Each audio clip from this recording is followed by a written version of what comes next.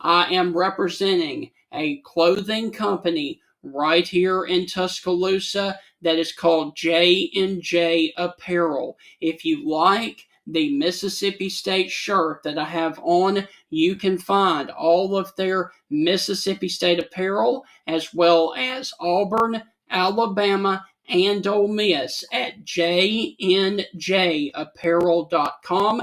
They are located right here in Tuscaloosa, but they also have other merchandise for other SEC schools as well. So once again, if you do like this polo that I've got on and the Walking Bulldog, go to jnjapparel.com and get all of your SEC merch right there for Ole Miss, Alabama, Auburn, and Mississippi State with J&J Apparel.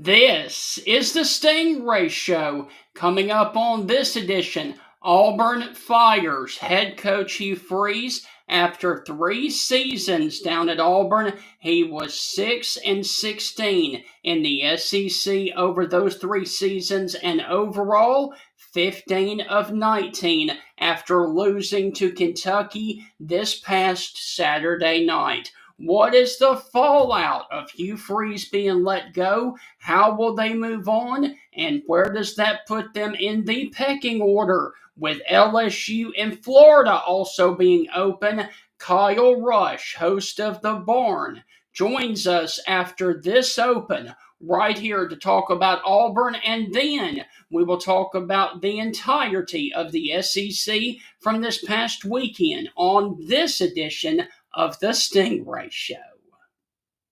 Hi, this is Tim Brando with a reminder. Look out, you're about to feel the buzz of Stingray. This is Stephen Ray, a.k.a. Stingray, coming to you live from Tuscaloosa, Alabama. I'm Heath Hopkins. I'm here in DeSoto County, Mississippi, right outside of Memphis, Tennessee. You know, Mark, I'm going to put you on the spot. Do you feel that responsibility to pay it forward and give some kid a chance coming up in the ranks, kind of like Tony did for you? Why do you think I'm talking to Stingray tonight? Thank you, man. I appreciate that. No, I mean, look, no. Hey, Stingray, here's the deal. When you get involved with Texas, it's like getting married to a stripper. and let me explain this. It looks good. It's kind of sexy on the surface. Yeah. But then you get the baggage, you get the drama, you get all that eventually comes with it. And that's what you get with Texas, and that's what the Big 12 learned. And Heath, any thoughts on our show moving forward? Hey, with the Stingray Show, if you don't like it, you better learn to love it, because it's the best show going today, baby. Woo! And with that, I want to welcome you inside yet another edition of the Stingray Show. And Heath, as Queen said back in the 80s or maybe the 70s, another one bites the dust. And unfortunately, it is Hugh Freeze at Auburn. That is now 4 job openings that are open in the SEC right now. Yeah, you know, Hugh Freeze's offense has always been heavily quarterback friendly, quarterback heavy. Yeah. And he never had a quarterback that just came in there and dominated. No. You know, it stops at Liberty. It stops everywhere. He had a big-time quarterback who made big things happen, put up monstrous numbers. Peyton Thorne didn't put up those numbers. Went back to Peyton Thorne in year 2. That didn't work. Went to Jackson Arnold. Jackson Arnold showed flashes, but and I'm not throwing Jackson Arnold under the bus. That guy needs a sports shrink more than anybody I've ever seen. And that's not a negative comment. The kid has all the talent in the world, and hopefully he figures it out. But he needs to be talking to whatever's going on in his life, in his head, the expectations. We've heard people on this show talk about it when he was at Oklahoma. When the expectations got high, Jackson Arnold went away. And when expectations got high at Auburn, Jackson Arnold went away. Yeah. So it's one of those things where, you know, it just didn't work out for Hugh Freeze for those reasons. I think it is a big mistake. You know, we've heard about the cancer and Hugh Freeze, and he's struggling. I've heard multiple people talk about that, but I understand why Auburn moved on. I think they're going to regret it because you don't want to look for a coach in this environment right now, Stephen. This is maddening what's going on. And the second reason why you don't want to do it, the coaches that are going to stay for next year, even the teams that are losing, are going to see a bump in the transfer portal because there's consistency. Yes. But the teams that finish strong to end this season, take Florida or take Mississippi State, who could win out. Take Kentucky. They've got a great looking schedule to wrap up the season. If they can win out 3 of their last 4 games and make it to a bowl, the floodgates are going to open with talent, with NIL coming to those schools because there's consistency. There's not consistency at Auburn and some of these other places. Heath, let's not keep our guest waiting. Here to break down the Auburn firing of Hugh Freeze and how they move on past Hugh Freeze, here is Kyle Rush of thebarn.com to give us an insight on Hugh Freeze and DJ Durkin becoming the interim coach down on the plains in Auburn. Kyle, how are things with you this morning? And it has been a crazy 24 hours down in Auburn, I can imagine. Boy, man, it started up early yesterday morning, and with coaches' meetings being changed from their original time, and then word got out about a players meeting that doesn't happen typically on Sunday, and then obviously around lunchtime you saw that Auburn decided to part ways with Hugh Freeze, and it's been a whirlwind ever since. I'm pretty excited. We have the first press conference today at 1:30. I think John Cohen's going to open, and then they're going to go to DJ Durkin, and I'm sure there's going to be a lot of interesting questions as far as like who's going to call plays, what quarterback are you going to go with. No shortage of non-entertainment right now, I guess, as far as Auburn media goes. Lots of content to talk about. Kyle, the big thing I want to ask you is well, for one, let's talk about DJ Durkin real quick. Sure. Proud of DJ Durkin. I mean, this guy's had a lot of things to overcome, especially in his coaching career. He's going to get a chance here. Proud. I always cheer for people that get second chances. Proud that's going to happen.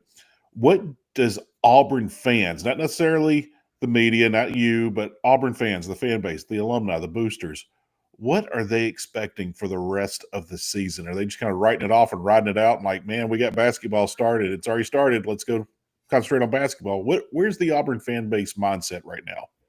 That's a really good question. It's actually kind of a tough question too, because I think most reasonable people don't have a ton of expectations. I think most of it's just about healing and moving forward, like just trying to find something positive, maybe catch a spark. There's been a lot of interim coaches across the country that at least that first game afterwards have caught a little bit of emotion in a bottle, I guess, and lightning in a bottle, whatever you want to call it, and have gone out and won games that maybe shouldn't have won. I think that's kind of the hope that for Auburn fans is like, look, you look at the product that DJ Durkin has put on the field. Can he take that and sort of spread it amongst the whole team? Like, can you take the intensity? Can you take just the buy-in that he's gotten from that defensive side of the ball with seemingly no support from the offensive side and see if they can catch lightning in a bottle and maybe go 2-1 or, who knows, 3-0 over the next 3 games. That would obviously be an incredibly tall mountain to climb. 2-1 is probably more reasonable, and then maybe back your way into a bowl game. I think that would be a great story. And if you're DJ Durkin and you're looking to become, maybe have a shot at this head coaching opening, maybe look at this like an audition. What can I put on film? What can I go do? What kind of spark can I create to sell myself? If he needs to sell himself even more than what he's done the past 2 years, which has been remarkable. Kyle, let's talk about the tenure of Hugh Freeze now coming in to Auburn. The guy never had a losing season other than in 2016, and we all remember what happened there at Ole Miss. And then he gets to Auburn, At Liberty, he was 34-15. He gets to Auburn and he goes 6-7, 5-7, and then this year 4-5, and is fired. We talked a little bit about it before we brought you on. Why didn't it work for Hugh Freeze down at Auburn where it worked everywhere else he had been? That's a question I lose sleep at night thinking about it. I've Yes. lost sleep about at night thinking about it over the last at least 2 seasons. Right. Because it just doesn't make sense. It really doesn't. Heath, you talked about it in the opening, and I just want to push back on one thing you said. You talked about his quarterbacks being studs. He won with guys. He lit scoreboards up with guys that are selling insurance now. Like guys, it's not like he had a bunch of like NFL quarterbacks. Like he had guys that he took like a Ryan Aplin, and you go from a losing season to you win the conference championship at Arkansas State in 1 year. Then you take a guy like Bo Wallace, who was a really, really tough competitor, but physically was limited. You throw for over 3,000 yards with him. You take Chad Kelly, who's playing in Canada right now, throw for like over 4,000 yards with Chad Kelly. You go to Liberty, you take Stephen Calvert. Anybody know ever heard the name Buckshot Calvert? You remember him? And you break school records with Stephen Calvert, and then obviously Malik Willis, who couldn't even run a read option correctly at Auburn, goes to Liberty and becomes a draft pick. It's like it's crazy. You saw that formula, and then also at every single stop, he took teams from a bad situation and built them up to a good situation. I already mentioned Arkansas State. Your Ole Miss had won, I think, 1 conference game or 2 conference games in 2 years. Yes. And then you go to a bowl game your very first year, and then you slowly build that team up to becoming a 10-win program before obviously all the scandal and whatnot broke. Then you go to Liberty. Liberty's coming into being a Division I program. Like they were D2 before this, and then you start knocking off teams like BYU, Arkansas. You win 10 games in 2020. I think you go 10-1, something crazy like that. And then you get here, and it's been disaster after disaster, seemingly bad decision after bad decision. And it's like, man, what the heck changed? What changed between 2021 and 2022 to 2023 through 2025? Like it's maddening. Like everything off the field he did was exactly what you expected, and everything on the field was the opposite of what you expected. It's really, really hard to really hone in on exactly what the problem is. I think Heath Heath was correct in that you've really struggled at evaluating and developing quarterbacks for seemingly the first time in your career, all here at Auburn. It's been like miss after miss after miss. Cal, I want to ask you this. I was talking to some Auburn fans. They're not insiders. They're just fans, alums of the school. But they were talking about, both of them, that Hugh Freeze is not leading on to how bad his cancer has gotten and the treatment, and it's really taking a toll on him and his day-to-day. And they said Hugh Freeze will never talk about it. He will never use that as a crutch. He'll never use that as an excuse. He is trying to hide it, but people are talking, and they just said he looks bad. It is bad. And from all the reports they're hearing and getting, it's worse off than we thought. What have you heard about day-to-day activities and the treatment and things? Because nobody wants to see anybody go through that, and much less when you have a bad season and you're losing your job and this and that. It just adds more pain to that. But your thoughts on that, and what do you know? And Kyle and Heath, he did look sick a lot on the sidelines. I mean, he had bags under his eyes and his face were swollen. So he definitely did not look well.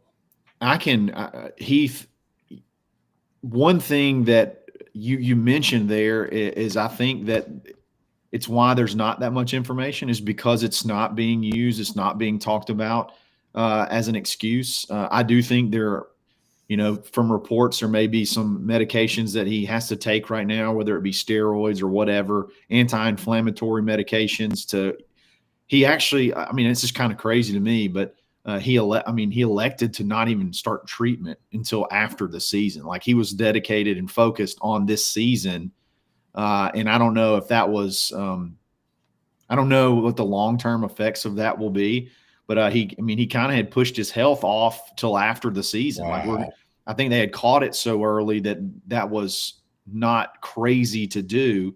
But I'm sure, like, it's got to be in the back of your head. Like, it's got to be taking a toll on you a little bit, especially that particular cancer. Like, a lot of stuff changes through that treatment. So there's no doubt that you would have to be a really, really unique individual for that not to affect you.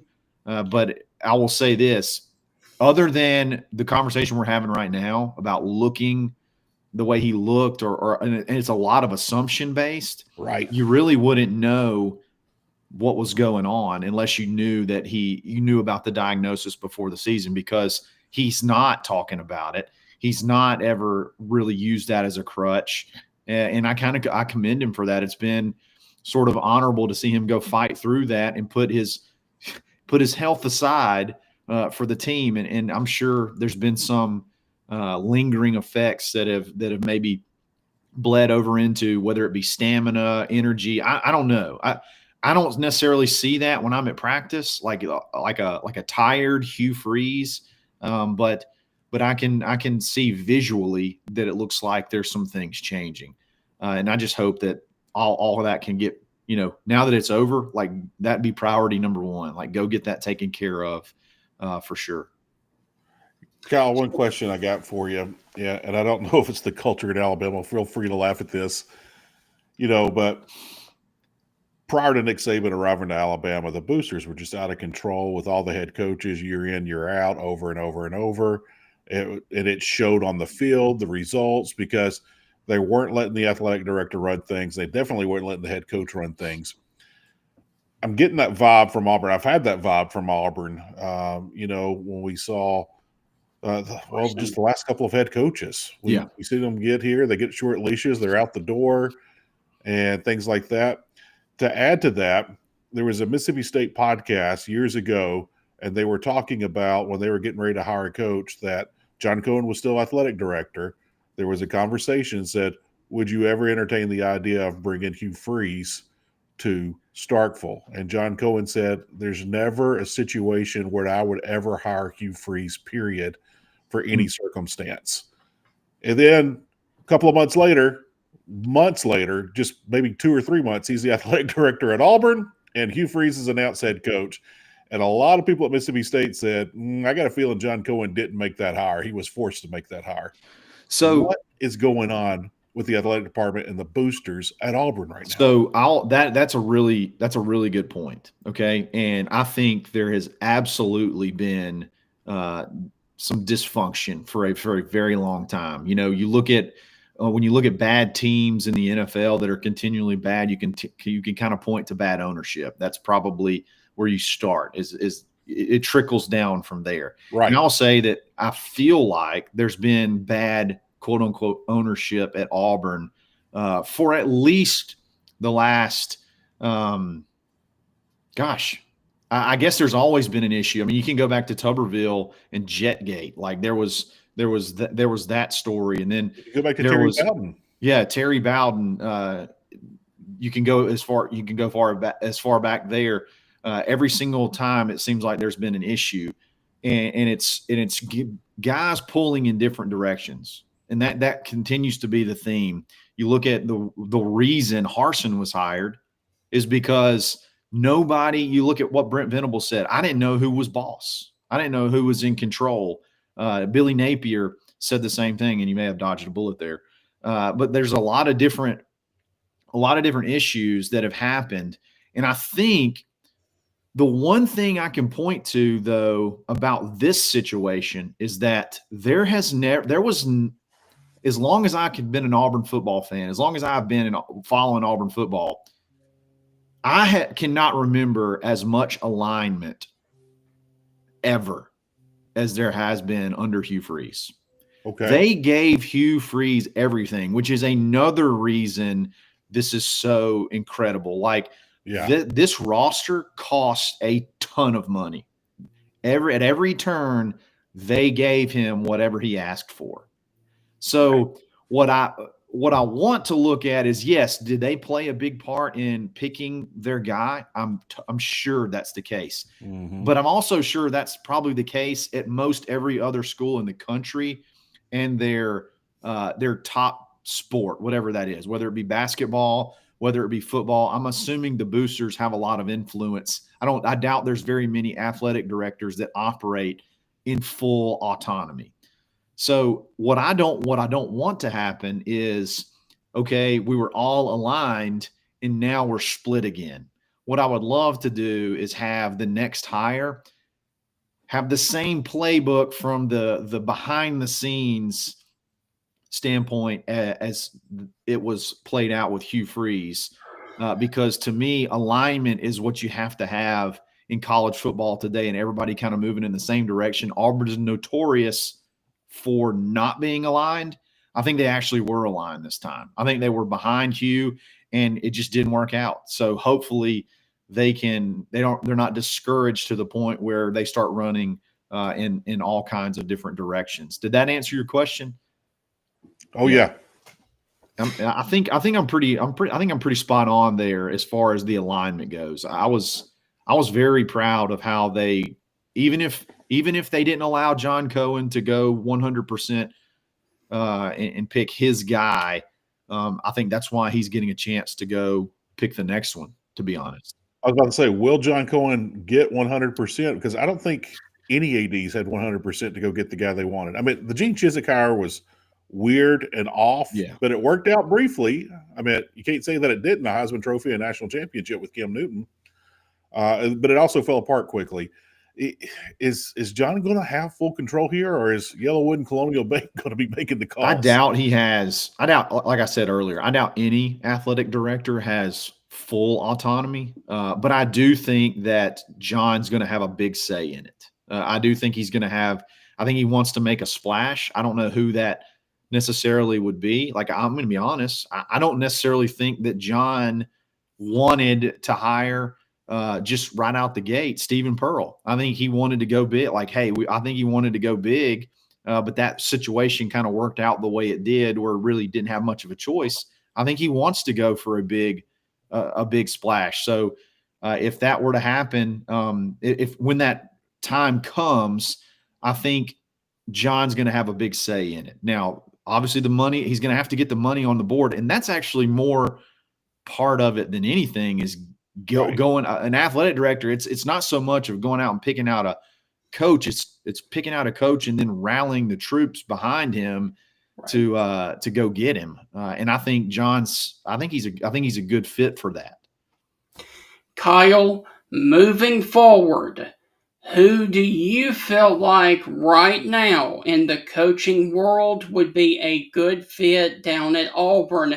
Because you kind of went with a proven head coach in Hugh Freeze. It didn't work out. And then you tried a guy from the group of five in Brian Harsin at Boise State, and that didn't work out. Where do you go from here? Man, there's so many trains. There's so many ways you can go as far as direction in this, in a coaching search, that you've seen success at different levels. You've seen coordinators be successful. You've seen G5 guys be successful. You've seen some Power 5 guy or Power 4 now guys be successful. And on the flip side, you've seen failures at all three of those. So I don't know that there's necessarily a tried and true method that's just a 100% work, 100% going to work. I see a lot of Auburn fans being like, man, you got to pony up and go get a proven winner. I just don't think there is a formula for that. Like, I don't think that bona fide guy is out there. Everybody's going to point to, maybe Lane Kiffin, and maybe that's true. But like, is Lane Kiffin really attainable? I think Ole Miss would probably pay him whatever he needs to end up staying there. And I think he's kind of got a good thing going over there. As far as who I want, my thought process has been evolving as football has evolved. I really thought it was talent acquisition, talent acquisition, talent acquisition. And that's why I loved Hugh Freeze. And I was correct that he would be able to do what I thought he would be able to do off the field as far as bringing in the talent, minus obviously quarterback. But I'm just not so sure that that is 100% necessary anymore with the transfer portal and with NIL. And it seems like when you look at the guys that are having a lot of success, they're big on culture, organization, CEO style. Like you look at the Kurt Signetti. He came from a group of 5 school. He actually came from a D2 school that became a group of 5 school. Then he took over a lower tier Power 4 school, and he's turned it into a winner like that. And that's culture. That's also relationships. Kurt Signetti obviously got a big tie with a lot of great coaches. And so as this thing evolves, I feel like if DJ Durkin was the defensive coordinator and having the exact same success at like Texas or Ole Miss or any other school that has an offensive head coach, and he was putting up the numbers that he's put up at Auburn, or I guess you don't put up defensive numbers, you limit numbers. Right. And the numbers he's limited at Auburn with no offensive support whatsoever. If he was at a different school, I feel like he would be one of the top coaching candidates, head coaching candidates in the country. So the players love him. You look at the support that he's got as being announced the interim coach. I think you got your head coach right here, man. To be completely honest, he's coached with Urban Meyer. He's consulted with Nick Saban. Nick Saban was going to tried to hire him before he decided to retire at Alabama. He was going to get him. Tried to get Kalen DeBoer to hire him. Kalen took his guy Kane Womack. Like this guy is very, very, very well respected. I think he could go out and make some really good hires. And then obviously he can recruit and he's got the culture.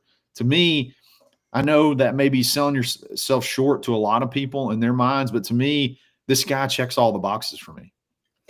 Wow. Guys, Okay. y'all need a laugh this Monday morning. Let's go to John Stringer on Facebook. Thank you for the laugh. Our Moorhead. Where is he now? I believe at Akron. Is he doing any I good? believe Zips. That was a strange hire. He was hot, Yes. man. He was a hot coordinator, though. Just kind of a strange fit. Yeah, Sports Illustrated ranked him as the #1 coordinator to hire in America to be the next head coach, and it clearly did not work out. Yep. John Cohen made that hire. They said John Cohen searched over tons of people. Yeah, that's a weird fit. Did deep checks on everybody, and he said this guy was it. And I do believe he believed that. I do believe he did all of his research. I do believe he combed everything over. But here's the thing, sometimes it just doesn't work. Yeah. I mean, I think back to, way back in the day when Bill Callahan left the Raiders and had the Raiders in the Super Bowl the year before and went to Nebraska, and man, that thing fell apart immediately. Bill Callahan's not a bad coach. You don't make it to the Super Bowl being a bad coach. You don't make it to the Super Bowl being a head coach in the NFL. I mean, you're not a bad coach in the NFL. I mean, you can't become a head coach if you're a bad coach. And it just didn't work. One thing I do want to ask, you were mentioning real quick. One thing I want to give John Cohen credit for there, he cut bait pretty quick, if I'm not mistaken. Yes. I think he cut bait pretty quick, and then I think am I right? You hired Mike Leach after that, and you had some pretty good success right after that. And Moorhead wasn't terrible at Mississippi State. I mean, he went 8-5 and 6-7. So I get it was weird, but he cut bait quick, and then he went and found a winner and kind of shocked everybody. And when he hired Mike Leach, yeah, and the big saying on that was the Jack Nicklaus quote, the golfer. He said, "The best thing you do when you find yourself in trouble is get out of trouble quick." That's a great one. And that's what Cohen did. He found himself in trouble. There was a lot of things happening off the field, brand new facility. And, the word was Moorhead was like, don't pick that up. We got people who get paid to do that. It wasn't keeping the players accountable. They were just kind of doing things. And then in bowl practice, you're linebacker who had a great career and still playing in the NFL, Willie Gay, already had a couple of Super Bowl rings with the Chiefs. Willie Gay slugs your starting quarterback in the face and dislocates his retina or something, whatever it was. And he has to miss the bowl game. You have a terrible showing in the bowl game, and that was it. Yep. Like we have to depart. He's not taking care of things off the field. These guys are running ragged. There's no discipline. And now we have fights. Our starting all SEC linebacker is knocking out our starting quarterback. Like, this is not acceptable. Right. And so, that didn't work. And then entered Mike Leach. And now we're all sad that he's not with us anymore. Right. But looking back to the situation and to this hire, if it's not, if they do have to go outside the program, Sure. Is there someone that Auburn fans would love to see come in? Someone that has school ties, maybe a former player, someone that's been an assistant there. Is there someone that everyone screams like, hey, we should go after so-and-so? Who is that person? I mean, obviously, John Summerall seems to be as a very hot name out there right now. He's got Alabama ties. His offensive coordinator has Alabama ties. I think he played high school at Briarwood Christian. So that would be one that I think would be, especially if he can finish. I know he just lost this past weekend. If he can finish the season strong, that could be a hire that would make everybody, I think everybody would kind of, get behind. That would be somebody. And I think the media would really like that hire too. Like, I think Auburn would get a lot of love from the media for making that one as well. There's so much Lane Kiffin talk, and I just don't see that happening. I don't think he and Cohen would ever work together. Outside of that, I mean, from realistic candidates, I don't really know who else out there. I mean, obviously you could go land a whale. I don't know where James Franklin falls. I think there's a lot of people that think obviously highly of his track record as far as winning games he's supposed to win. But then there's a lot of folks that are like, man, he never quote unquote won the big one. So there's that one that would probably get mixed results. Auburn fans are going to fight over no matter who gets hired. So I don't know that there is the one uniter. I think a lot of folks would be happy about DJ Durkin, and there's going to be a lot of folks that aren't. They're going to be let down because they have this thought process that there is a no doubt candidate out there, and DJ Durkin isn't it. And if you don't get him, it can't work. So there's going to be a lot of that no matter who's hired.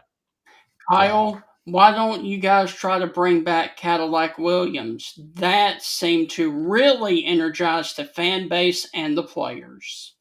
I just don't think you can hire based off of fan feelings. You know what I mean? Like, he was obviously – it was the right move at the right time. Yeah. You obviously won that game against a really bad Texas A&M team, and it was a good environment, and it was really awesome. I'll never forget that game. But I just I don't think that's the right move. I don't think that would be the best move. It would be people would be excited, people would be fun, but is that the best coach you can get? I don't think that's the case. Yeah. Kyle, looking back at Hugh Freeze and the hiring Hugh Freeze, I get it. He had beaten Nick Saban. He had beaten Alabama. His offense was fun. Auburn's offense at the time was kind of sputtering. Wasn't doing much. And so I get it. You just lost Bo Nix. The coaching hire wasn't working out. Offense looked really bad. And, here's Hugh over here glistening in the sunlight. And he's got all these wins against Nick Saban. He can do this, and let's bring him in. I feel like I'm an outsider. I'm not on top of the Auburn program like you are. But I feel like since the Gravedigger play in the Iron Bowl, like all this positive energy was going up with Hugh Freeze, and since Gravedigger, nothing good has happened for Auburn, and it's just been kind of sputtering and just kind of slowly declining. Yeah, here the past 2 years. Am I wrong with that assumption? I would say I would take it back a game before that, in the New Mexico State game. I would say pretty much from there, because remember Auburn, they kind of went on a little hot streak. They won 2 or 3 in a row, putting up really good offensive numbers, and then you just get blown out by New Mexico State at home, and then you're like, Diego Pavia, man. Then you got to rebuild yourself up to go play Alabama, and you have them in your grasps. and they have the most improbable play ever. Honestly, you beat them up and down the field for most of the game until that very, very last play. And then you're right. You run it back with Peyton Thorne. He can throw for 1 billion yards, but you can't win a game. Like, he almost throws for 3,000 yards. And if he doesn't sit out a game and a half, he probably does throw for 3,000 yards. But you can't win. And then it just nothing went right from then. I think Hugh gave up on Philip Montgomery too quick. Look what he's doing right now. I think he's the interim coach at Virginia Tech, and they're actually winning some games. So maybe he should have gave the CEO role a little bit more of a try. That didn't even really feel like a full year of an attempt. It was like a half a year. And I don't know that he ever really fully let Philip, run the offense himself. Wow. Kyle, as always, thank you for taking time to join us. Please let our listeners know, and our watchers as well, as we are here on social media, what the barn actually is, and tell people where they can find it. Yeah, if you want Auburn video and audio content, multiple different shows daily, we're the place for you. We cover all the sports: baseball, basketball, football, from a variety of perspectives. You can go to thebarnauburn.com, which is our message board, where you can interact with us daily. We'll have team chatter, recruiting chatter, all that good stuff. And then we have our YouTube page, The Barn Auburn, and then the Barn Podcast Network, where you can catch all our shows. Kyle, briefly, before we let you go, how is Auburn basketball going to do with a new Pearl as the head coach, the son Stephen Pearl? I believe the tip-off of the basketball season for college is today. Yep. Give us a brief preview. Yeah, obviously you play Bethune-Cookman tonight. Right. I think this team's going to resemble a lot similarly to maybe the 2019 team, a lot of running and gunning and try to outscore you. They're not very big, but they can score. And they can score from they got 8 deep as far as offensive threats that can go in there and score points. It's just going to be a different brand. You're going to have to be patient with them. They're going to beat some teams they shouldn't beat, and they're going to lose to some teams they shouldn't lose to. But that's college basketball. Last year's team was somewhat of an anomaly, I think, as far as they beat everybody up until you get to the, obviously the Final Four. So they'll be a really fun team, an explosive team. You're going to love watching Keyshawn Hall. He's going to score. I think you'll have a chance to be the SEC's leading scorer.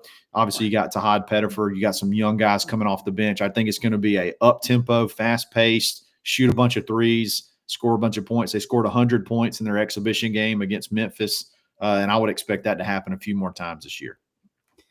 Kyle, look, man, as always, thank you for taking time to join us this Monday morning, and we will catch up with you later on to talk about Auburn football and, of course, the coaching search that is now ongoing down at Auburn. Thanks, guys. War Eagle. Take care, Let's brother. go. War Eagle, Kyle. You too, man.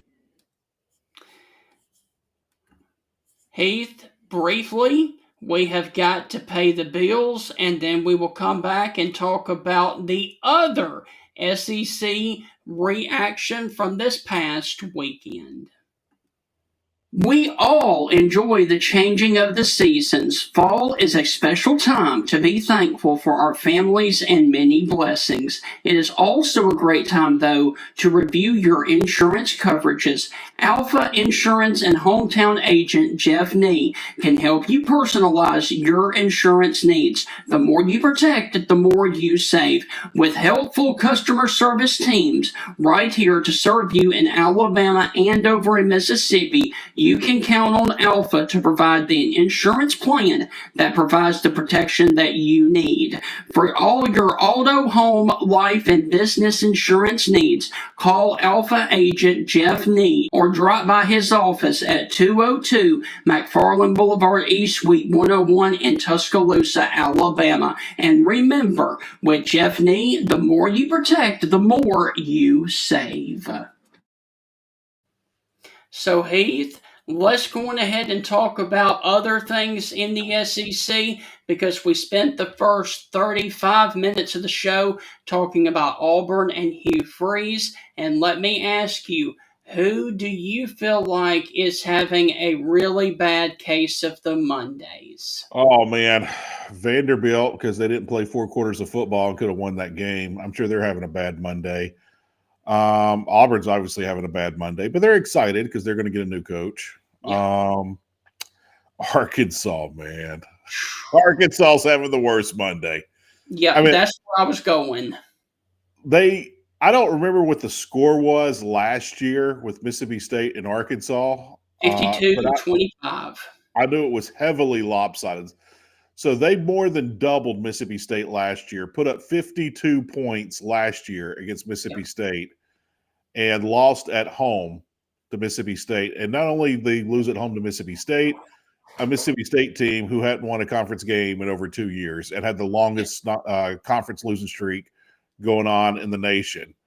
So that's insane. Steven, you pointed this out to me last night. Mississippi State 2 years ago beat Arkansas, went 2 years. Now they win on the road again at Arkansas. You mentioned Mississippi State hasn't won a home game since what, 2023 with Mike Leach? No, 2022 at home, an SEC home game. Yeah. And if you guys will remember, that was the game that Leach was so pissed off at his wide receivers, he started folding up the chairs on the sidelines. And I think he won that game in overtime. That game shouldn't even gone to overtime. But yes, Yep. I remember Leach folding up the chairs and throwing them. And Yep. it hurts. But like 5-6 weeks later, we lost him. Yes. I mean, it's so incredibly sad. It's been that long since Mississippi State has tasted SEC victory at home. Wow, since Mike Leach, the overtime win over Auburn, who was being coached by Cadillac Williams, and Mike Leach throwing a fit, folding up the chairs, throwing them. The last time Mississippi State won an SEC home game. November the 5th of 22. Well, I hate to say this, Mississippi State. You have a home game this weekend, and it's against Georgia. Good luck. Nope. Sorry, not going to happen. The SEC refs will not let it happen. You saw how close Florida came. That was a catch. And of course, the SEC office did not see it that way. Yeah.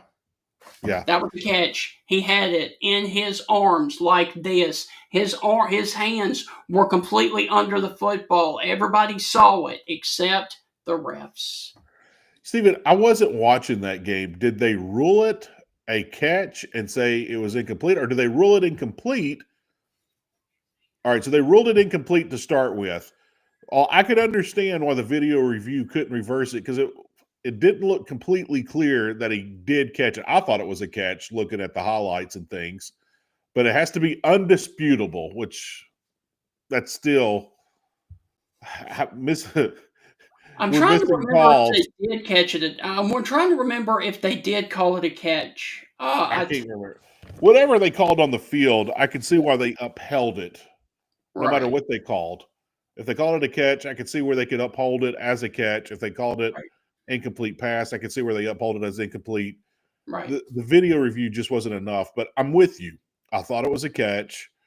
And, I don't know if there was a conspiracy theory during that game, but every SEC fan thinks there is because the officiating has now become a joke. We talked about it on the show. We're not going to go down this rabbit hole long. We have to do what the ACC is doing. Whatever they're saying at headquarters, it needs to be live. It needs to be transparent. Hey, if there's nothing to hide, why not show it? Right. I mean, there's no excuse for you to hide that. Zero excuse, especially when others are doing it and having so much more success with it. And on top of that, let's do away with conference officials. Let's just do away with conference officials. That would help. And I think conference officials, if we're going to send an 18, 19, 20, 21-year-old player stand in front of the media in the firing squad after throwing an incomplete pass or missing a block or dropping a ball, and he has to face the firing squad, a grown man should stand in front and say why he made the call as an official. He should face the media after the game. I think all officials should have a press conference after the game open to questions. And Heath, let's briefly go back to the Mississippi State Arkansas game on I would have Saturday. loved to hear the officials of that game in a press conference. Mississippi State, 4 penalties. Arkansas, 18 for 200 yards. Give me a break on that one. And I mean, my goodness, man, how do you go from 4 penalties on one side to 18 on the other? That's a big discrepancy there, man. That's I will say this. I was listening mm, to that game. I was in the car Saturday driving. I was in the car for almost 7 hours Saturday, going to kids' events here, there, and everywhere. But listening to Matt Wyatt has a radio show. Matt Wyatt, the former quarterback here in the SEC, played at Mississippi State. He does the color analyst job for Mississippi State for the play-by-play broadcast with Neil Price. And Matt is very open and honest. And Matt doesn't give a jack diddly poo squat of what you think. But listening to Matt, he would sit there and say, oh, that's a penalty. Oh, that's this. Matt's very open and direct of what's going on. And he mentioned over and over and over about some of those penalties.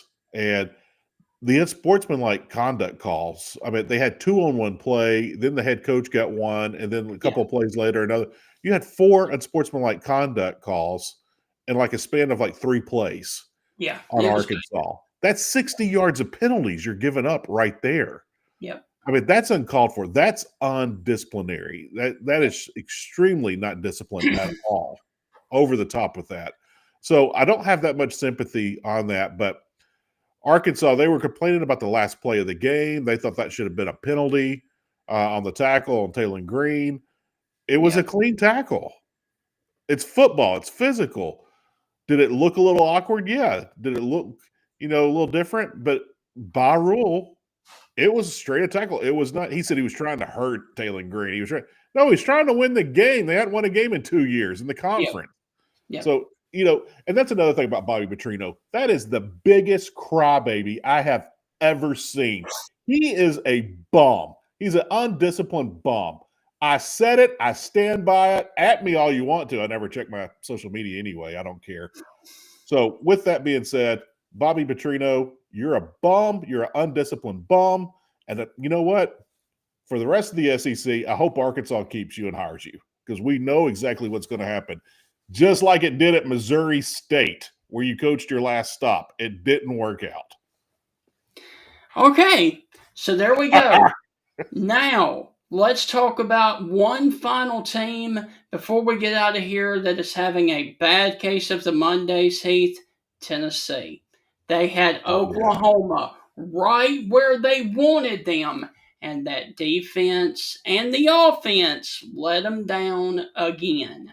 This has been a topsy-turvy and what people could say a rebuild up on old Rocky Top for Tennessee. But here's the deal, Heath. Here is what is going to be so crucial for Josh Heupel moving forward this season. Now with the playoffs out of the picture, how does he hold that team together? Because now you're playing for a bowl game rather than the playoffs. If he loses this football team and they go on a losing streak to end the year, that could inch up the hot seat talk in the offseason. I think it is very crucial how he holds this team together moving forward. Just looking at their schedule real quick, they got the off week this week. They got New Mexico State. They're at Florida. And then they got Vanderbilt to wrap up the season at home. So can Tennessee make the playoffs? They're going to need a lot of help. Yeah. One thing I've been mentioning on the show here for the past month, I mentioned it at least twice a week. We have had so many losses in the top 10 every single week this season. It blows my mind how many teams in the top 10 keep losing over and over and over and over. There is not an exception. Every single week, top 10 teams have lost at least one, but sometimes we've had 3 or 4 lose. So with that, can Tennessee get back in? How the streak is going? Yes. Do I think they will? No. I'll say this, man. That's so hard for a coach, especially when you have such a red hot start to the season and things Yes. are going great. But we said it on the show last week. This is not a new saying. The games in November are the ones you remember. Yes. And, they're starting off their first game in November with a loss, and it was painful and it hurts. So, yeah, there's going to be a lot. I will say this. I think the off week will help Tennessee kind of regroup. I think it's good. They got New Mexico State next game. So I think you can kind of get refocused and finish out pretty strong. But I'll tell you this, Vanderbilt still has an opportunity to make the playoff. Yep. So if Vanderbilt can find a way, that game with Tennessee and Vandy, and we don't know what's going to happen in the top 10, one of those two teams could be fighting for the last playoff spot. It's going to be fun to watch, but Tennessee needs some help. They need some teams in front of them to start losing. All right. And finally, before we get out of here on this Monday morning, I'm going to make a very bold prediction. Saturday night, this past weekend, when Kentucky beat Auburn, that was a program defining win. I think that Mark Stoops can finally turn the page and start to rebuild that program because of the heart and determination that those guys had. And coming up this week, they've got a Florida team that is probably on rock bottom right now. Then they've got Tennessee Tech, and then they finish up with Louisville. If Kentucky can find a way to win two or three of those games to finish the season, and then you go into the off season with a little bit of momentum, with a homegrown quarterback from the state of Kentucky and Bowley. Yeah. Man, look out for Kentucky next season because Bowley has shown flashes that he can be something else for the Wildcats and that offense. I'm telling you, man, I have a vibe that Kentucky really set their sights on something big for the future there in Lexington. Stephen, I said it here in the first opening minutes of the show. Teams that are going to keep their coaches this year, especially in the SEC, the floodgates are going to open with so much talent in the transfer portal because there's going to be a huge exodus off the plains of Auburn, out of Baton Rouge, out of Florida, out of Gainesville. So, I mean, if there is coaching changes, they want to go somewhere where it's stable. Stoops has been there longer than anybody in the SEC currently. So, if they can find a way to get hot, that's the key. That's the key. You have to finish the season on an uptick, not a down note. Man, so many people in the portal will be wanting to come see you. Again, the games in November are the ones you will remember. And if Kentucky can find a way, and you just mentioned and it starts with Florida this weekend, and they get Florida at home. Yeah. And so that's huge. And then after Florida, Tennessee Tech, my wife's alma mater. Yes. But that's going to be a win. That's an easy win. And they're going to play a lot of people. And then you got to go to Vandy. We don't know where Vandy's going to be. They lost this past week, so it's going to be interesting to see what's happening there. But then following that, they got Louisville. That's a rivalry. That's always been a fun game. It's been very unpredictable. That game's always been unpredictable, even when Stoops is there and before he was there. So, yeah, they could finish on a positive note. I will say this about Cutter Bowley. He's a young quarterback. A lot of people don't know him. This kid has some talent, and he grew up a Kentucky fan. His parents had season tickets. This kid grew up just dyed in blue. Yes. I mean, he is Big Blue Nation through and through, true and true. So you've got a guy there that wants to be there. You got a guy that loves this place. You give him a couple of receivers. You give him some protection. A running back who can catch the ball out of the backfield. That offense can be dynamic next year. It really could. They're only missing about 2 or 3 pieces right now. So you get him something to work with, that's going to be a fun offense next year. And you know Stoops' defense is always going to make you miserable. He's going to find a way to make you miserable and get in a rock fight, and he's going to find a way to win 10-6. I mean, that's just what he does. All right. And as we walk out the door, Heath, I'm going to ask you for a bold prediction. Mississippi State has 5 wins on the season. They've got 3 games left. Georgia, Missouri, Ole Miss. Do they get 6-6? I say no. I say 5-7. I predicted before the season Mississippi would be 5-7. I predicted that. They got a chance. It's going to be so incredibly hard. The easiest is at Missouri. Yeah, hey, Mississippi State seems to win games more on the road than they do at home when it comes to SEC play. For Mississippi State, real quick, they got Georgia this weekend at home. I don't think anyone's seeing that. No. Then they're at Missouri. Missouri's got a true freshman third-string quarterback going for them, but that defense of Missouri, man, they are just pinning their ears back and going after people. Yeah. Also for Missouri, I want to point out they do play Texas A&M this weekend, Yes. so Missouri could be a little banged up. Texas A&M, I feel like, is the absolute most physical team in the SEC. I feel like Texas A&M is the best team in the SEC. That's not a slight ahead to anybody because I think we got multiple top 5 teams, but I do think Texas A&M is the best.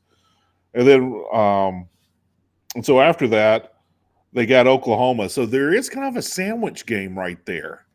You got A&M before, you got Oklahoma after. So Missouri's kind of in that sandwich game. And on top of that, Eli Drinkowitz is going to be having a lot of rumors flying around him of what job he's going to take. And is he going to stay? Is he going to go? So there's going to be a lot of distractions, freshmen. But if there's not going to be a lot of injuries on that defensive line, I just don't see how Mississippi State's going to pull it off. I don't see that. But I'll say this. I said that Mississippi State the matchup with Arkansas, they didn't match up good with them. And they pulled off that victory this past week. Yes. So I'll say this. My wife tells me I'm wrong every day. So I might can say anything I want, but you know what? There's going to be a lot of people telling me that I'm wrong. Is there a possibility? Yes. Absolutely. Is there a chance? Yes. But I would say I think the best opportunity is that Egg Bowl. I think that Ole Miss might be overlooking things, and Ole Miss is not looking as sharp. Right. They didn't look great against South Carolina. But they struggled with LSU, and LSU's not a good team. Right. So I don't know. They did look good against Georgia, but they lost. Yes. You don't know what you're going to get with Ole Miss. And, of course, the Lane Kiffin rumors, all that. I don't know. But I'm with you, Stephen. If I had to make a bet, I'm saying 5-7 too. That is why Florida and Tennessee comes back to haunt you, Jeff Lebby. You had both of those Texas games and the Texas game, and you blew it. Jeff Lebby, a young coach, first-time head coach, second season. I mean, he's basically coached a season and a half here, just more than a season and a half. He's got to learn how to win. Yeah. Did he learn that this past week? A little bit. Maybe. Yeah. Maybe. But you know what? You also played probably the worst team in the conference too.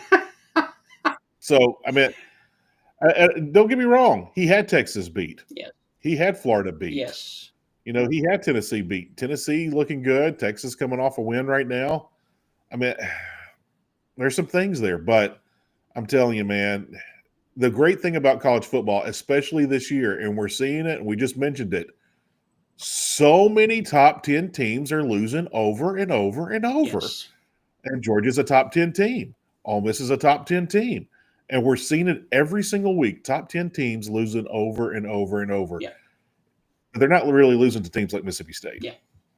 All right. So I will say that. So, Heath, that is going to put a wrap on the recap show for this past weekend of college football. Tomorrow, we're going to flip the page to the upcoming weekend as we are going to be discussing MIZZOU taking on their old conference foe in the Big 12 of Texas A&M. That is a huge matchup with playoff implications this weekend. Olin Buchanan will join us in the morning from Texags, and Brendan from the Mazodcast will also join us. We will be right back here on social media, Facebook, YouTube, and Twitter, or X, whichever one you want to call it, at 8:30 a.m. with a preview of Gig'em Aggies versus MIZ-ZOU, and we will see you tomorrow morning. Thank all of you for watching this show. Have a wonderful Monday out there. Enjoy whether you won or lost this past weekend, because college football is what unites us on a regular front. Even though we spar about it, we all love college football, and we will see you right back here in the morning at 8:30 with a preview of the Aggies and the Tigers. Hey, Stephen, before we head out, what game are you looking forward to the most this weekend? For me, Auburn and Vanderbilt. I want to see what Auburn's going to be made of this week. I want to see if there's an uptick. I don't expect one, but if there is, that's going to be a fun game to watch. I'm really looking forward to Auburn. A&M and Missouri. I really am, because I like to see what Texas A&M has to offer. I like that offense. I think they are dynamic, and how are they going to match up against, like we talked about, that Missouri defense that is pinning their ears back, and we will discuss that more tomorrow morning right back here at 8:30. I think that one's going to be a blowout. I like A&M this year. I am representing a clothing company right here in Tuscaloosa that is called J&J Apparel. If you like the Mississippi State shirt that I have on, you can find all of their Mississippi State apparel, as well as Auburn, Alabama, and Ole Miss at jnjapparel.com. They are located right here in Tuscaloosa, but they also have other merchandise for other SEC schools as well. So once again, if you do like this polo that I've got on and the Walking Bulldog, go to jnjapparel.com and get all of your SEC merch right there for Ole Miss, Alabama, Auburn, and Mississippi State with J&J Apparel.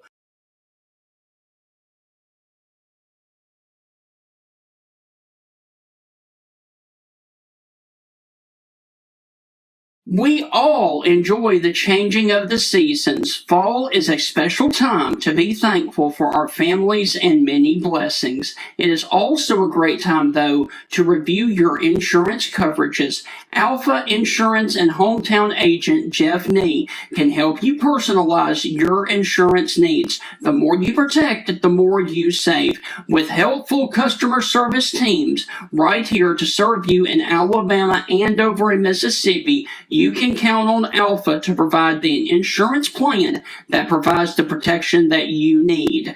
For all your auto, home, life, and business insurance needs, call Alpha agent Jeff Nee or drop by his office at 202 McFarland Boulevard East, Suite 101 in Tuscaloosa, Alabama. And remember, with Jeff Nee, the more you protect, the more you save.